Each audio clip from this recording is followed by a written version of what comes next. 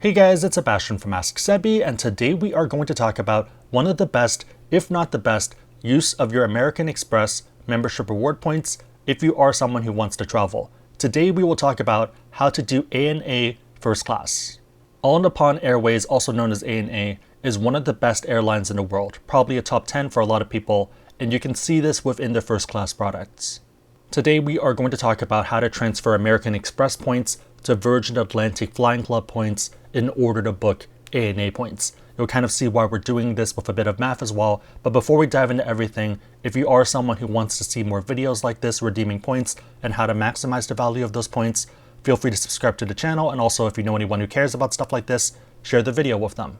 One of the big reasons we are doing this instead of booking directly is because there's a 30% promotion right now that allows you to get more points when you transfer Amex MR points to these Virgin Atlantic points. So normally it's 1-to-1, so 1,000 is 1,000. Right now there's a 30% bonus, so 1,000 is really 1,300. You should be able to see this promotion in the Transfer Partners tab, and if you don't know what I'm talking about, or if you don't know how to navigate it, go to our blog post down below and there's going to be very simple instructions for you to follow. So the big question you probably have right now is why bother with Virgin Atlantic? Why not just book directly and transfer these points to ANA because they're also a partner and they allow you to transfer 1-to-1. There is a case to transfer to ANA, especially if you can't find availability, just because within their own program they have a bit more availability, making it easier to book. The disadvantage though is that it's going to be more expensive in terms of the American Express points you need to spend, so it doesn't really make sense in most cases. ANA uses an award chart that's based off dates, using LH&R. For Japan to North America, based off these LHR dates, it's going to be between 150,000 points and 165,000 points for round trip. That's going to be first class, and then business class is 75,000 to 90,000 points round trip, and the same amount of points for Amex because it transfers 1-to-1.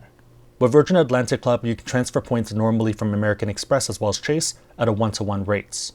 This means that from the West Coast to Japan, you're looking at 90,000 points round trip for business class and 100,000 points round trip for first class before any bonuses. For East Coast, that's 95,000 and 120,000 respectively for business and first. Looking at these numbers for first, it's already better than transferring over directly to ANA because it's a lower cost. With the 30% bonus though, it gets even better, and we can see this when we put everything into a chart and compare the numbers. On the left side we have business, and then on the right side we have first class. For the purpose of this video, we will focus more on first class because I think that's where the value is going to be. Looking down the left side of the first class list, you can see why this is a big deal. So you're looking at 85,000 points from the West Coast and 93,000 points from the East Coast. The main reason is because that amount of points for MR points is going to translate to 110,000 and 120,000 Virgin Atlantic points respectively. Technically it's slightly less, but since you have to round to the 1,000th point, it's going to be these amounts. 85,000 points is almost half of the 165,000 points that you would have to pay during prime season. So round trip first class flights for 2 people versus for 1 person. Without the promotion, you're looking at about a 25,000 point difference. If you are someone who doesn't have enough American Express points, you might need to go down this route, but it's not really that ideal.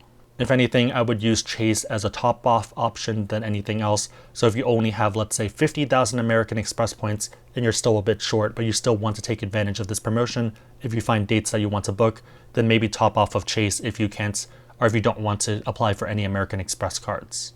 We do see this promotion a few times a year, typically 2 or 3 times, so even if you don't have enough points this time, it might make sense to time it for next time. On that note, if you are someone who wants to learn more about American Express membership reward cards and you want to support our channel, we do have links on our site and also down below in the description box. One of the reasons why I was saving this video for right now is because 2020 is going to be a very interesting time to use these points. The big reason is going to be Tokyo 2020 for the Olympics, as well as Cherry Blossom Festival. Cherry Blossom Festival is technically every year, but I feel like, I don't know, something about 2020. I guess it was also due to the fact that 2019 had a few different issues due to different weather patterns.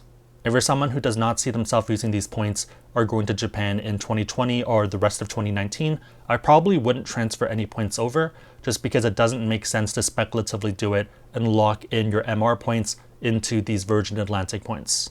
I get that there's a promotion, I get that people want to take advantage of deals, but one of the big benefits of UR points, thank you points, MR points is that there's a lot of flexibility. If one of the partners decide to do something stupid, you can always transfer to the other partners because there's a lot of other options.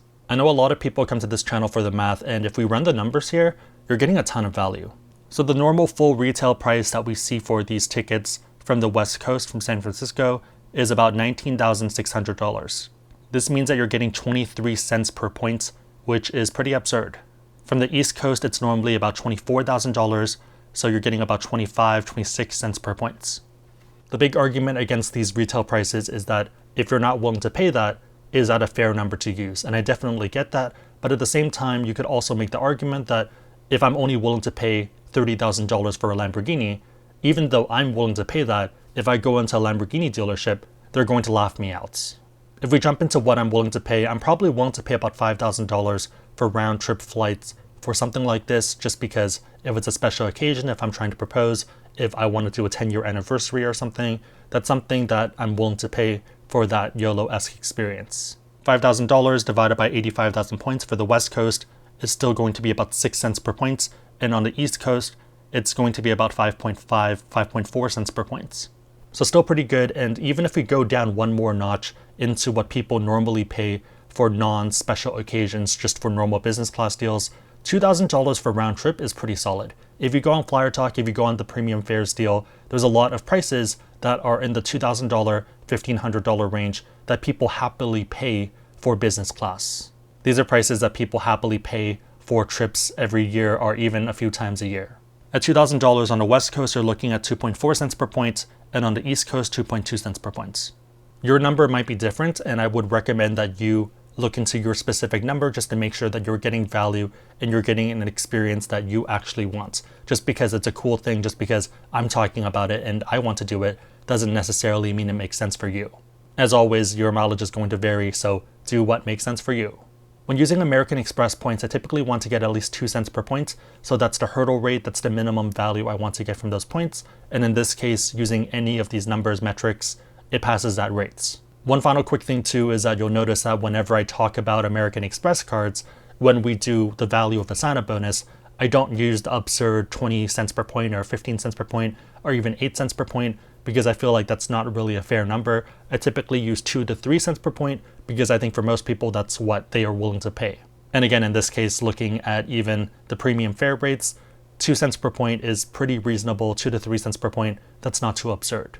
Who is this deal not good for? So I think if you're someone who knocks out anyways, so if you go to the lounge, have 3, 4, 5 drinks, and then once you get on the plane, you pass out, and you're one of those people, then you don't really need to do this because you probably won't appreciate it. I definitely have friends who can be very happy having a bunch of drinks beforehand, and then when they wake up, they are at their destination. On the flip side, who is this deal good for? I think it's pretty good for anyone who's willing to pay or who would have otherwise paid anyways because you're getting good value for your points, and then also for students or anyone else who wants to do a YOLO-esque experience that they otherwise wouldn't pay for.